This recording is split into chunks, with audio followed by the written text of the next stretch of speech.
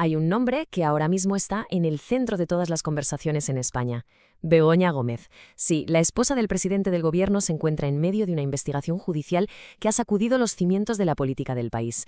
Vamos a desgranar punto por punto qué está pasando para que se entienda todo con claridad.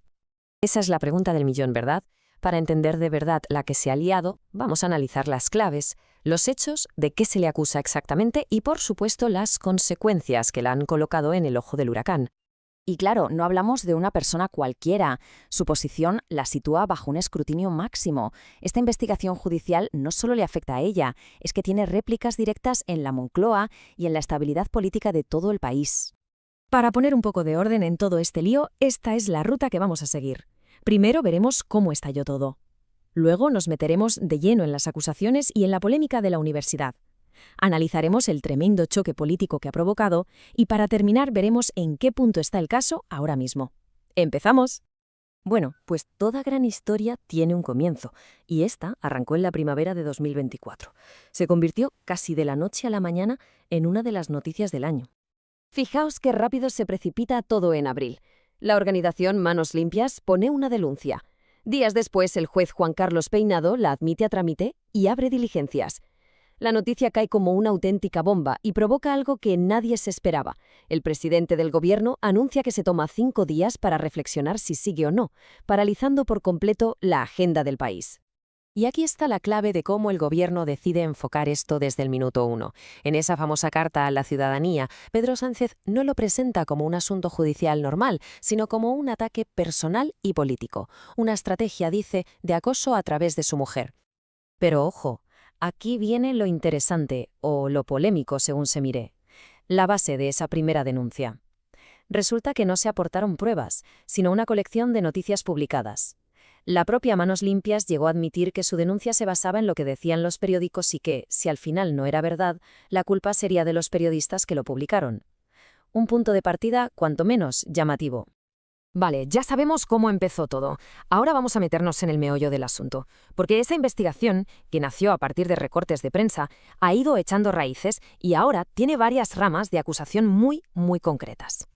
El primer gran delito que se pone sobre la mesa es el de tráfico de influencias. Dicho en plata, la sospecha del juez es si Begoña Gómez usó su posición, su cercanía al poder como esposa del presidente, para influir en decisiones que beneficiaran económicamente a terceros. Y aquí es donde aparece un nombre que va a ser fundamental en toda esta trama: el empresario Juan Carlos Barrabés. La investigación pone el foco en unas cartas de recomendación que firmó Begoña Gómez. La pregunta es si esas cartas fueron decisivas para que las empresas de Barrabés, con quien ella colaboraba, se llevaran contratos públicos millonarios. Pero atención, porque aquí la historia se complica. Es como un choque de trenes. Mientras la acusación dice que esas cartas fueron clave, un primer informe de la UCO, la Unidad Central Operativa de la Guardia Civil, concluyó que no veía indicios de delito, que los contratos parecían haberse adjudicado con normalidad. Esto, lejos de cerrar el caso, lo enredó todavía más. Y cuando parecía que la cosa no podía ir a más, en agosto la investigación da otro giro y se añade un nuevo presunto delito: malversación. Y estas ya son palabras mayores. Es posiblemente el cargo más grave, porque estamos hablando del supuesto desvío de dinero público. A ver, ¿y de dónde sale esta acusación tan seria? Pues la lógica que sigue el juez es la siguiente. Una asesora, Cristina Álvarez, contratada con sueldo público en la Moncloa, la sospecha es que presuntamente parte de su tiempo de trabajo lo dedicaba a gestiones de la cátedra privada de Begoña Gómez. Y claro, la pregunta es inevitable. ¿Se usaron recursos del Estado para una actividad particular? Y eso de la cátedra nos lleva de cabeza a la tercera gran pata de este caso, que se cuece en el mundo académico: su famosa cátedra extraordinaria en la Universidad Complutense de Madrid. Aquí hay varios frentes abiertos. Primero, la polémica por crear una cátedra para alguien que no tiene título universitario oficial. Segundo, algo más grave, se le acusa de una presunta apropiación indebida de un software que pagó la universidad, pero que ella, supuestamente, registró a su nombre. Y tercero, un presunto intrusismo profesional por, al parecer, redactar documentos técnicos para contratos sin tener la cualificación. La cosa acabó con la universidad decidiendo no renovarle la cátedra. Como se podían imaginar, un caso así ha provocado un auténtico terremoto político. Ahora mismo tenemos dos relatos, dos narrativas completamente opuestas luchando por convencer a la opinión pública. Por un lado, la versión del gobierno y del PSOE. En una segunda carta, Sánchez volvió a la carga con la idea de un zafio montaje, una cacería de la ultraderecha para echarle del poder. La estrategia es evidente, llevar el caso al terreno político y presentarlo como una guerra judicial o lawfare. Y justo en la otra acera, la oposición, con el Partido Popular a la cabeza. Para ellos, de montaje nada, lo ven como un caso de presunta corrupción que salpica directamente al presidente. Su mensaje es que Sánchez tiene que dar explicaciones y asumir responsabilidades, pase lo que pase al final en los juzgados. Y claro, este choque brutal no se queda solo en los titulares, se nota y mucho en la calle y en las encuestas. Las de finales de verano ya mostraban un desgaste para el gobierno. Por ejemplo, algunas daban al PP una ventaja de casi 7 puntos sobre el PSOE. Es innegable que el caso está pasando factura.